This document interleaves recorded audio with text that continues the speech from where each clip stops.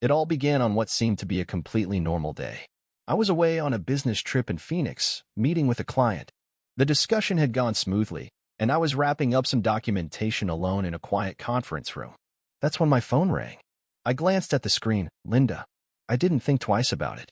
I figured it was just her checking in or maybe asking me to grab something on the way back. I stepped into the hallway and picked up the call with an easy, "Hey, what's going on?" Her response froze me. Her voice was oddly cool and carried a smug edge.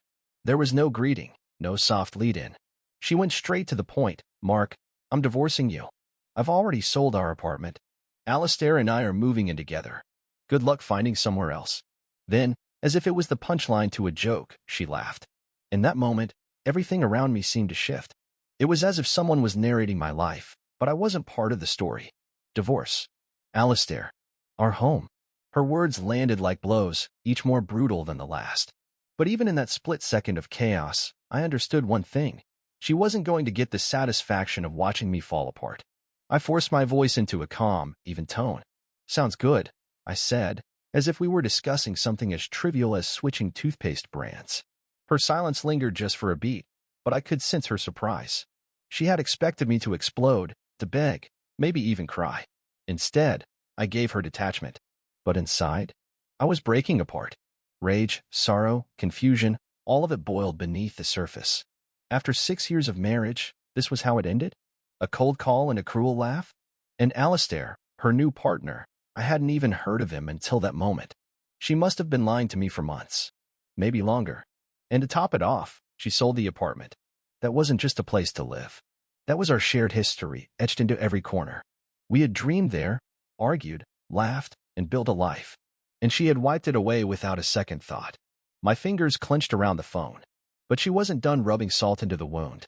"You probably think you're going to contest this, Mark," she said, her voice laced with mockery. "But everything's already finalized. Alistair and I are moving forward. You should do the same." "I understand," I answered flatly, still determined not to give her any emotional reaction. Before she could say anything else, I ended the call. Standing in the empty hallway, the weight of her betrayal began to settle on me. She hadn't just left. She had orchestrated her exit with a level of calculation that was chilling.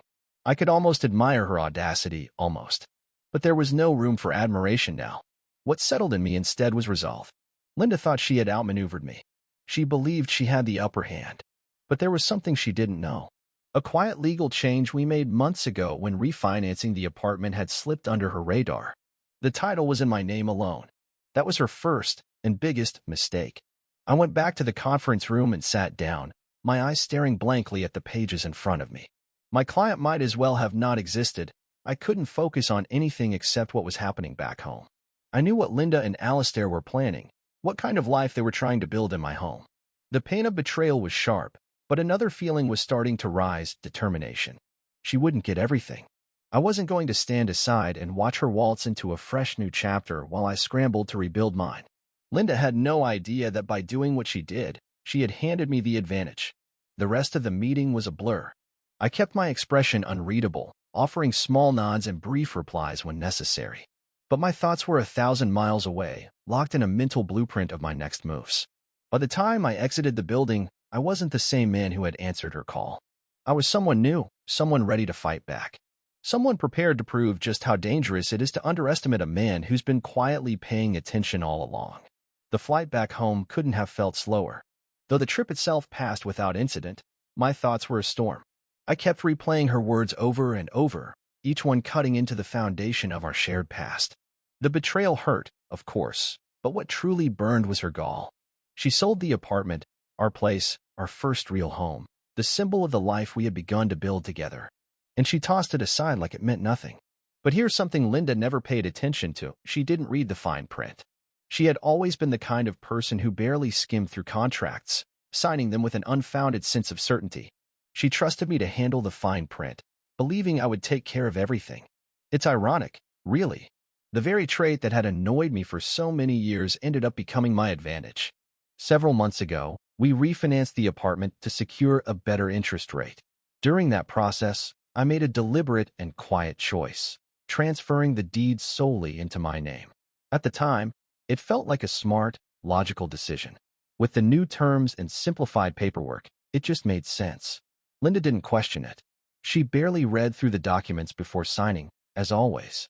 I never brought it up again, not because I was hiding anything, but simply because it seemed irrelevant until now. Her arrogance had clouded her judgment. She believed she could sell the place, pocket the money, and vanish, leaving me behind.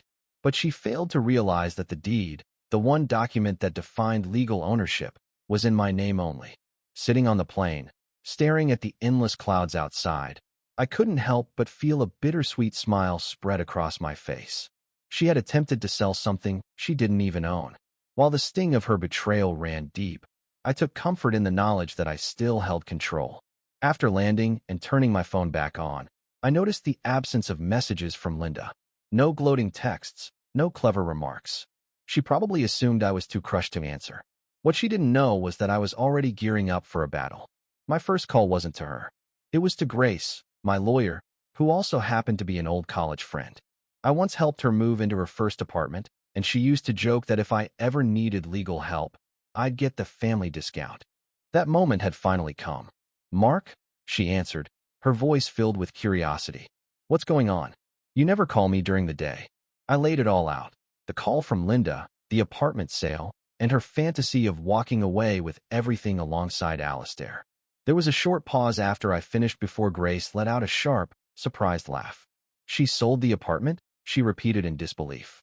"Does she not realize she doesn't have the legal right to do that?" "Apparently not," I replied, amusement starting to rise in my voice. Grace quickly shifted to a more serious tone. "This could get messy. First, we'll need to alert the buyer that the sale is void if Linda already accepted any payment. That opens the door to potential fraud charges." The word fraud sparked a rush of grim satisfaction inside me. Linda thought she had orchestrated a clean getaway.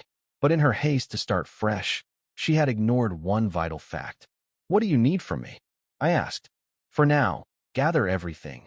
Emails, documents, anything tied to the refinancing and the deed," Grace instructed. "I'll handle the legal end." "But Mark, if she told you about this, chances are she's bragged to others, too. She's setting herself up, and we just have to give her the final nudge." When I ended the call, I felt lighter than I had in days. The hurt from her betrayal still lingered, but knowing her scheme was falling apart gave me back a sense of control I hadn't felt since she first called. That night, I didn't waste any time. I dug out every piece of paperwork, the deed, refinancing agreements, and every relevant email. Each document was a small victory, tangible proof of Linda's carelessness and my foresight. I arranged the papers carefully on the dining table and sat down to take it all in. This wasn't just about the apartment anymore. It had become about reclaiming my own narrative, proving to her, and to myself, that I wasn't the naive man she took for granted. She believed she'd won, that she could exit stage left with everything and leave me picking up the pieces. But she had misjudged me completely, and it wouldn't be long before that miscalculation came back to haunt her. Driving back to the apartment felt like stepping into a strange dream. Throughout the entire flight, I rehearsed what I would say, how I would manage the confrontation. Linda had no idea what was headed her way. That gave me a strange sense of peace. For once, she wasn't the one in control. The second I stepped inside, I sensed the shift. Something in the air had changed. Her presence lingered, but it wasn't familiar anymore. It felt like she had claimed the place, wiping away any trace of me. I heard her voice before I saw her. She was laughing, talking excitedly to someone in the living room. As I turned the corner, I froze in place. There she stood, right beside a man I assumed was Alistair. He looked younger than I had imagined. Tall, self-assured, wearing the smug expression of someone who thought he had struck gold. Linda noticed me first.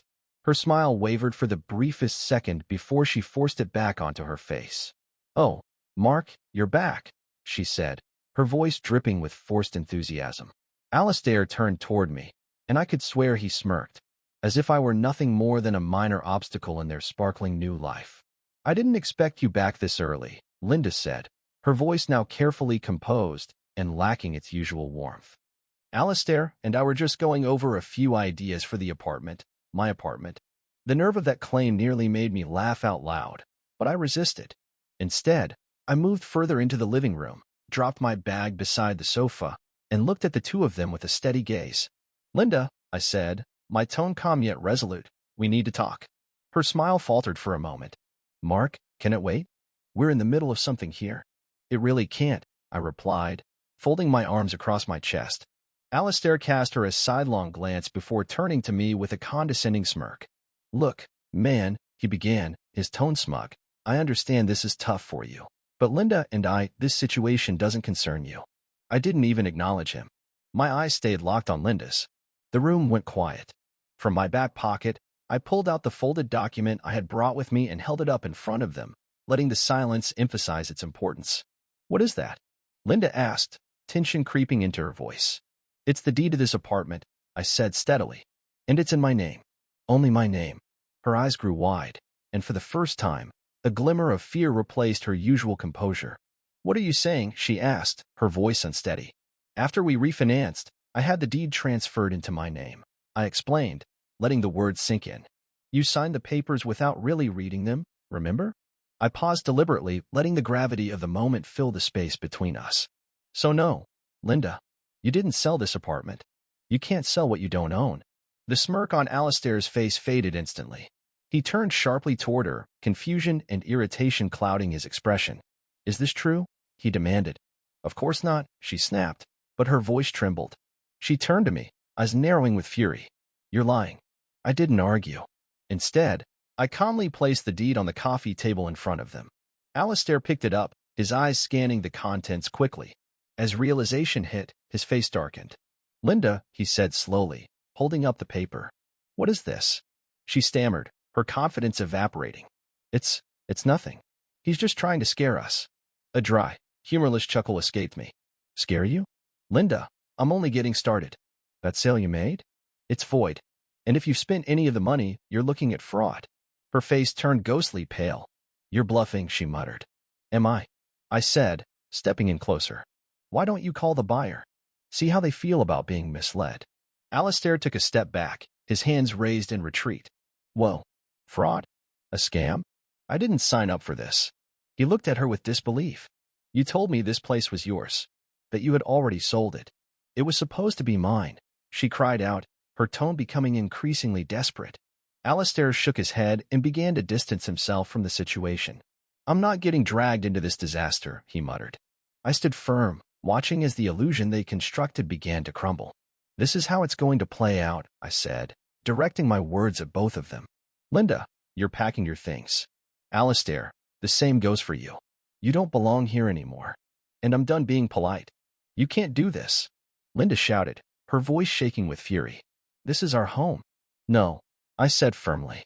This is my home. And you're not welcome in it anymore.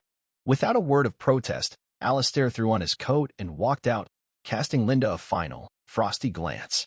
Good luck, he muttered before slamming the door behind him. Linda turned back toward me, rage burning in her eyes. You're going to regret this, she hissed. I didn't flinch. No, Linda, you're the one who will. She stormed out next, the door echoing shut behind her. For the first time in what felt like ages, the apartment was mine again, and this was only the beginning. Alistair's exit brought a small measure of satisfaction, but I knew the storm hadn't passed.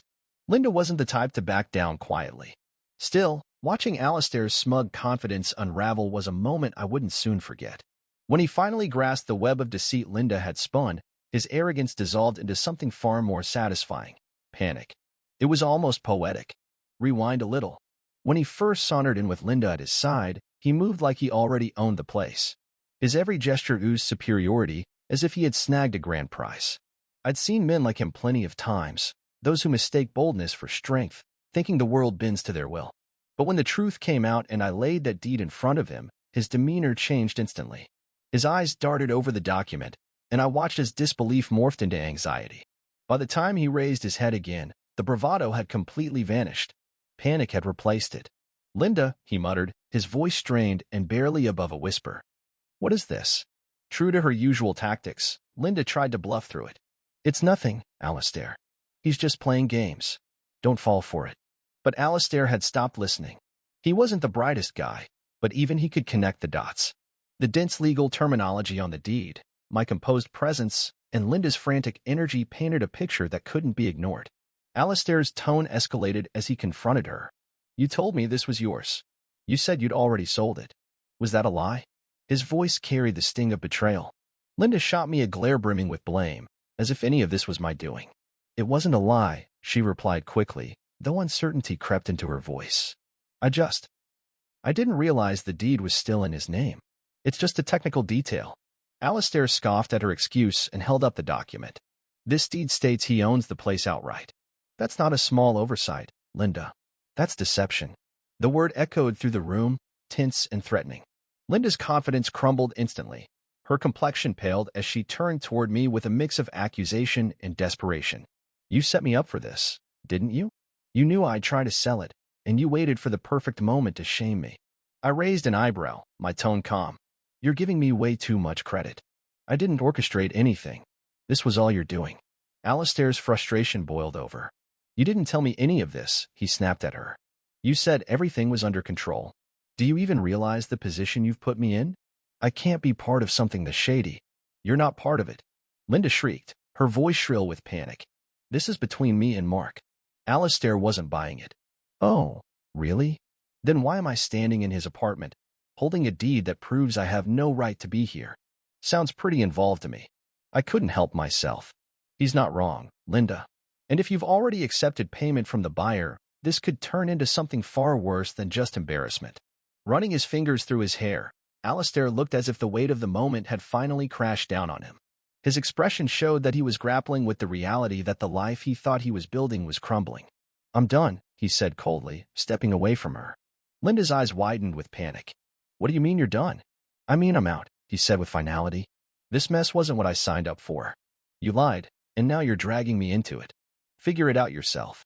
He threw on his coat and left, the door slamming behind him with finality. Linda chased after him, her voice desperate. Alistair, wait. Don't go. We can fix this. Just give me a chance to explain. But he never turned back. She stood frozen in the middle of the room, her face stunned. For a moment, I thought she might break down completely. She slowly turned toward me, her expression twisted with anger and heartbreak. Are you happy now? She spat, her voice trembling with fury. You've destroyed everything. Leaning casually against the counter with my arms folded, I replied, I didn't destroy anything, Linda. You did that all on your own. You made your choices, and now you're facing the fallout. Maybe it's time to start owning up to your actions. Her temper flared, but she had no argument left. With a snarl, she stormed off to the bedroom and slammed the door behind her. The sound of her rummaging through drawers, angrily tossing things, echoed faintly through the apartment. The silence that followed Alistair's exit felt oddly serene. Watching him walk out after realizing the truth added the perfect punctuation to an already charged confrontation. Linda had taken things too far, and now she was left alone to deal with the wreckage. For the first time since everything spiraled out of control, I felt like the situation was finally tipping in my favor. The battle wasn't over yet, but tonight, the momentum had clearly shifted. Linda's fury could have powered an entire city block. I could hear her pacing inside the bedroom, throwing clothes, slamming drawers, and cursing under her breath. The sound of hangers clattering and a suitcase being flung onto the bed didn't faze me. I remained seated in the living room, relishing the calm between her fits. It was obvious to both of us I had come out ahead this time. Alistair's explosive exit had shaken her, and for once, the balance of power was no longer in her grasp. This was my moment, and she loathed every second of it. After what seemed like a full hour, Linda finally stormed back out of the bedroom, her cheeks flushed and her expression contorted with frustration. So, you really think you've won, don't you? She snapped, her voice laced with venom. I leaned back against the couch, arms still folded. This isn't a competition, Linda. This is my life. You're the one who turned it into a spectacle. She let out a mocking laugh. Oh, give me a break. Don't act like you're some innocent victim. You knew about the deed. You set this all up. You've been waiting for a chance to gloat. I refused to rise to her bait. You never cared to read the details, Linda. That's the truth. I didn't have to plan a thing. Your arrogance took care of everything. You signed those papers without even reading them. That's on you, not me. Her fists tightened at her sides, and I thought she might scream. But instead, she inhaled deeply, forcing herself to stay composed. Fine, she hissed, her voice laced with poison. You've made your point. Well done. Congratulations. What is it that you're after, Mark? Do you want me to beg for forgiveness? Is that what you're waiting for? Her voice was strained. I arched a brow. Beg? No, Linda. I'm not interested in anything you have to offer. I just want you out. Your grand designs for this place? Take them elsewhere. Go play house in someone else's apartment. Her face contorted in anger, but I could see it, real, rising panic just beneath the surface. She had misjudged me and now found herself scrambling to regain control. You can't throw me out like this, she stammered, her voice unsteady. I don't have anywhere else to go. Then it's time to start making a plan, I replied coolly. This is my home, and you're no longer part of it. She stood there, lips quivering, trying to formulate a response. Eventually, she let out a low growl of frustration and stomped off toward the bedroom. Moments later, she returned, dragging a suitcase behind her. You're making a huge mistake, she hissed, her tone laced with fury and desperation. I met her gaze without flinching. No, Linda, it's you who's made the mistake. You thought you could sell this place, run off with the money, and start a new life with Alistair. Now look at where that's gotten you. No apartment, no money, and no boyfriend. My words hit their target. She winced but said nothing, gripping the suitcase handle until her knuckles turned white. I'll give you a few days to find somewhere to go, I continued. But make no mistake, you're leaving. The sooner, the better. Her glare was fiery, but she didn't argue. Without another word, she turned sharply and dragged her suitcase through the doorway, slamming the door behind her. The silence that followed was immense. For the first time in ages, I felt like I could actually breathe. Linda had been desperate and panicked, but now she was finally gone. The apartment, my apartment, seemed lighter, freer without her in it. I knew this wasn't the end. Linda never gave up easily, and I fully expected her to stir up more trouble. But for now, I had won this battle, and that was enough. Sinking into the couch, I let a small smile play on my lips. She thought she could charge through my life unchecked. What she didn't expect was me. I wasn't the naive, compliant husband she had counted on. That version of me was gone. I was done playing her game. Now, I was finally in control of my own life. The stillness in the apartment was almost eerie, the silence stretching in every direction after her departure. Her absence, though, was refreshing, like clean air rushing into a long-sealed room. After weeks of feeling weighed down by constant tension, it was as if the storm had finally passed. I stood alone in the living room, scanning the remnants of the life we had once shared. It was strange how something that had once felt so stable could suddenly seem alien. But I wasn't one to dwell.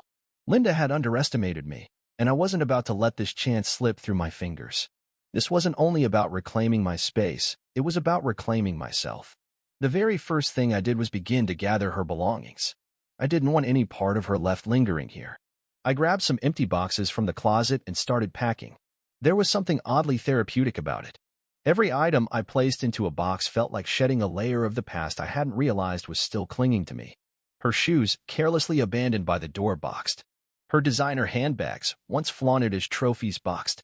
The framed photographs she insisted on hanging in the hallway, despite knowing I didn't like them, down they came. I didn't damage anything. Not because I was feeling generous, but because I wanted to handle it with integrity. Linda had brought enough disorder into my world. There was no reason to stoop to her level. With her things finally packed, the apartment transformed. The clutter, both emotional and physical, was gone. I was left with something simple and rare: peace. The next thing I did was call Grace. She had been a constant source of strength through all of this, and I knew she'd help guide the next steps. How are things going over there? She asked, her voice a careful balance of empathy and professionalism. It's quiet now, I said. Linda's gone. At least for the moment. That's good, she replied, with a note of satisfaction. Let's keep it that way. I've already informed the buyer that the sale has been canceled. They're not pleased with Linda's actions, but thankfully, they're cooperating fully. That'll make things easier. And what about Linda? I asked. She's in a pretty bad spot, Grace answered with a restrained but evident sense of justice. If she's already spent any of the deposit, she'll have to deal with the consequences. And if she tries to retaliate, we'll move forward with fraud charges. Even just hearing the word fraud sent a shiver down my spine, one that felt more satisfying than chilling. Linda had always believed she was immune, that she could manipulate her way through anything without consequences. But she was beginning to realize otherwise. Is there anything else I should be doing right now? I asked. For the moment, just stay firm, Grace said. Make it clear this place is yours, and that you won't tolerate any more interference.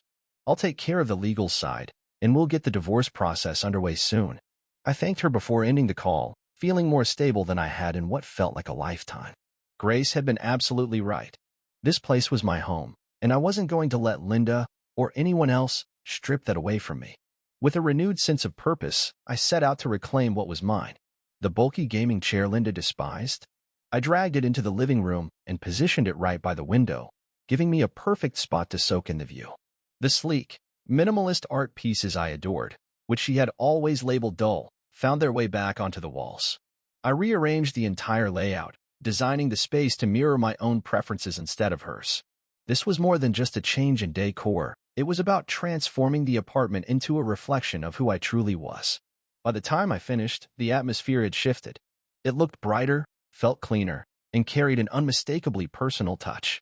What was once just a place to live had now become something deeper, a safe haven, my new beginning. That night, Ethan, my closest friend, dropped by with a bottle of bourbon in hand. He stepped inside, scanned the revamped space, and let out a low whistle of appreciation. "This place feels totally different," he remarked as he eased onto the couch. I gave a small smile and replied while pouring 2 drinks, "It's mine now." Ethan raised his glass, offering a toast to seizing control and leaving behind toxic ties. I tapped my glass against his, softly echoing to new beginnings. As the evening unfolded, the heavy shadows of recent weeks began to recede. I wasn't merely coping, I was flourishing. Taking back the apartment had only been the first step. I was ready to craft a future that was unapologetically mine.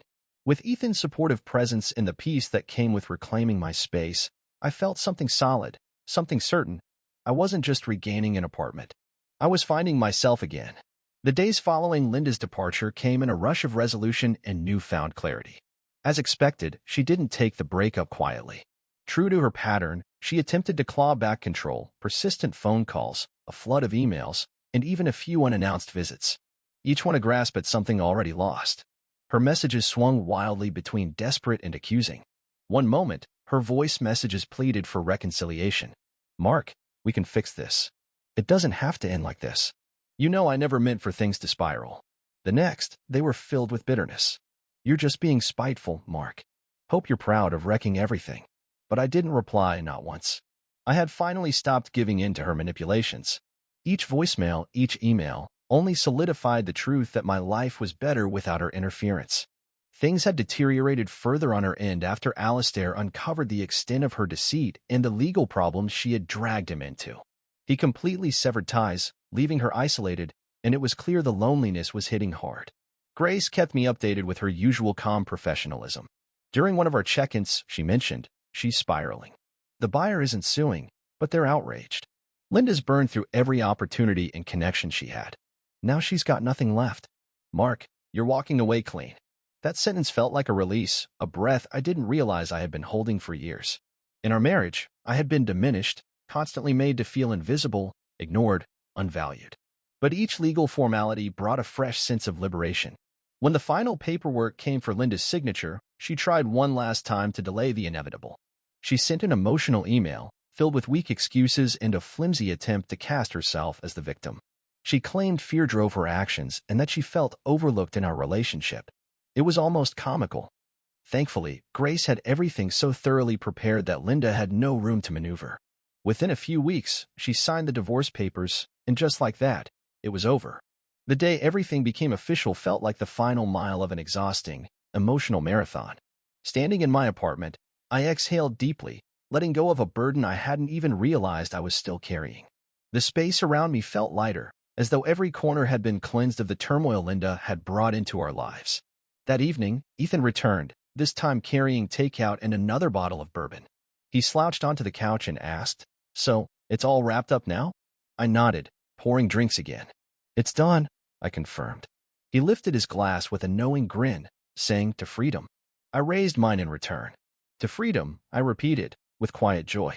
In the days that followed, I continued refining the apartment to match who I had become. The gaming setup Linda once disapproved of now took center stage in the living room. The paintings she scoffed at were proudly on display. I even treated myself to a brand new couch, one that felt entirely mine, not a shared compromise. For the first time in what felt like forever, I could breathe. I wasn't tiptoeing around someone who didn't appreciate me. I was embracing my own needs and desires. And it felt amazing. One night, while organizing some old paperwork, I stumbled across a photo of Linda and me from the early days of our marriage, a time when hope still lingered.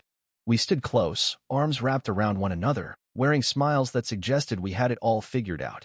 That photo captured a moment from a different life, a life that, despite its joyful fragments, had long since crumbled beneath years of silence, manipulation, and betrayal.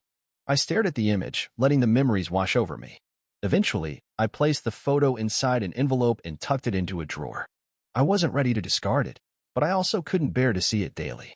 It was a fragment of my history, but it no longer defined who I was. The apartment had evolved into more than just a place to sleep. It had become a representation of my strength. I had fought to keep it, stood firm through storms, and emerged stronger on the other side. Every corner reminded me that I had not only reclaimed my physical space, but also my life. In the days that followed, I began thinking ahead. The divorce marked the end of one story, but it also hinted at countless others waiting to be written. I didn't yet know the precise direction I was heading, but I knew one truth above all. Every step forward would be mine to choose. For the first time in ages, I truly felt unchained, free from Linda, from her deceptions, and from the heavy weight of a marriage that had long since lost its meaning. That evening, as I lounged on my new couch with a glass of bourbon and the city lights shimmering beyond the windows, I let a small smile slip across my face. This was my life now, simple, calm, and completely under my control. Those early weeks post-divorce felt surreal, like emerging from a long and restless sleep to find the sun shining again. The court battles were behind me. Linda was out of the picture. And the apartment, my peaceful haven, stood as a monument to everything I had managed to reclaim. But what came next took me by surprise: serenity.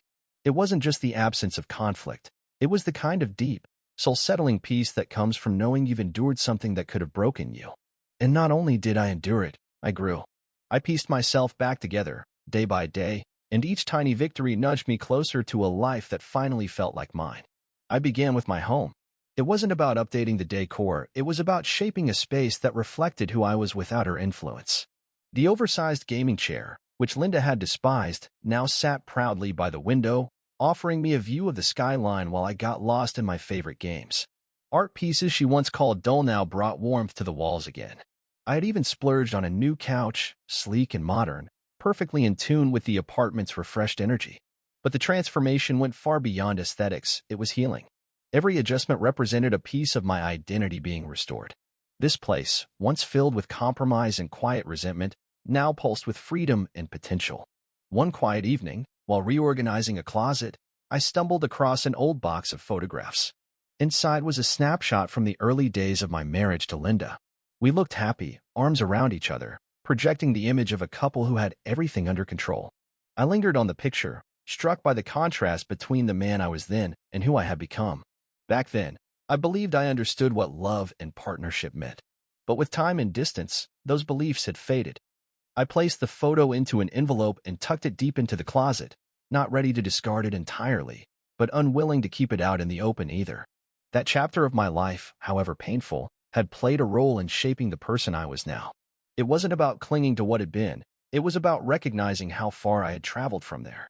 With my home fully reclaimed, I shifted focus to what lay ahead.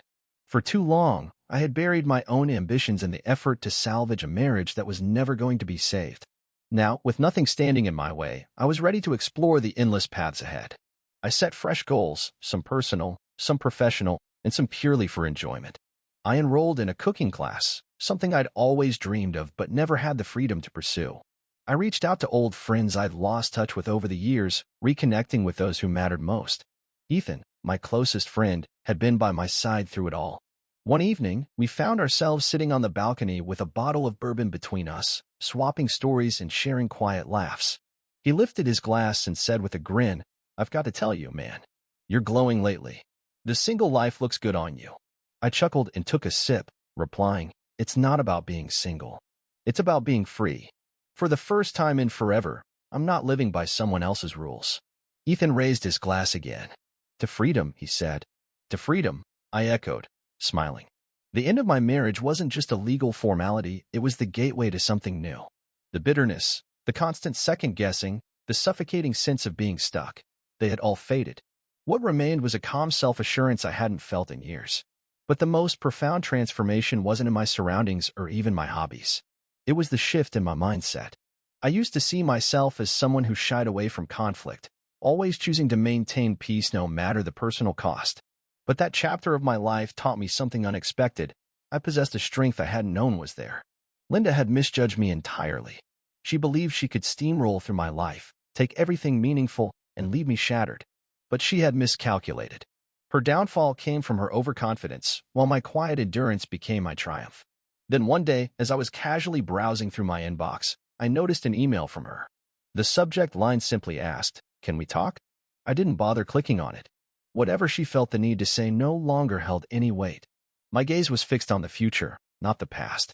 Change didn't happen instantly, but gradually, I started to rebuild. That small apartment transformed into a sanctuary, full of laughter, warmth, and a kind of calm I hadn't experienced in years. Reconnecting with old friends reminded me of how essential it is to be around people who genuinely care. And most importantly, I began to trust myself again. For too long, I had ignored my gut feelings, second-guessed every move I made, and allowed someone else's priorities to drown out my own. But those days were over. I finally understood what I was worth, and I refused to settle for anything that didn't honor that. The moment it all truly came together was beautifully simple. I was curled up on my new sofa, a glass of wine in hand, gazing out at the sparkling lights of the city beyond the window. The space around me felt warm, welcoming, a true mirror of who I had become. My thoughts drifted back to that last conversation with Linda, to her self-important tone and that misplaced certainty that she had somehow won. A soft smile crossed my lips. She believed she had taken everything, but in truth, she walked away with nothing. This wasn't merely the conclusion of a relationship. It was the start of a life I never imagined possible. A life bursting with hope, serenity, and the freedom to live as the person I was always meant to be. For the first time in years, I felt truly, completely free. Dear listeners, please share your thoughts in the comments section below and don't forget to like, share, and subscribe.